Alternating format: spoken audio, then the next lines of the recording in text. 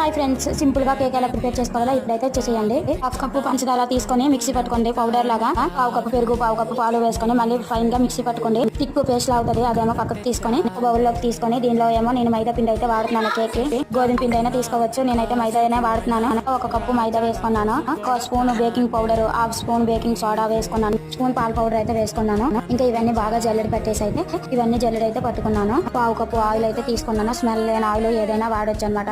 Sunflower oil అయితే వేసుకున్నాను. ఏ direction లో తిప్పుతూ కలుపుకోవాలన్నమాట. ఎటు పెడితే అటు తిప్పకూడదు, కేక్ అనేది బాగా రాదు. అట్లా ఫోర్త్ మెథడ్ లో అయినా తిప్పుకుంటూ కలుపుకోవాలన్నమాట. బ్యాటర్ రెడీ అయిపోయింది, పక్కన పెట్టేసి ఎక్కువ తయారు చేసే గిన్నె ఉంటే అది తీసుకోవాలి. నా దగ్గర లేదు కాబట్టి గిన్నె తీసుకొని గిన్నెకి ఆయిల్ అప్లై చేసి మైదా పిండి కొంచెం అప్లై చేసిన తర్వాత ఇలా బ్యాటర్ అంతా తీసుకోవాలి. వాళ్ళు తీసుకున్న తర్వాత ఎయిర్ బబుల్స్ ఏమీ లేకుండా 2 సార్లు కొట్టేసి బ్యాటర్ ప్రిపేర్ చేసే ముందే గ్యాస్ స్టవ్ మీద ఇలా మందపాటి టబ్ ఒకటి పెట్టుకొని ఇందులో పెట్టి ఉంచేయాలి. మనం అయితే కేక్ అనేది పర్ఫెక్ట్ గా బాగా వస్తుంది అనమాట.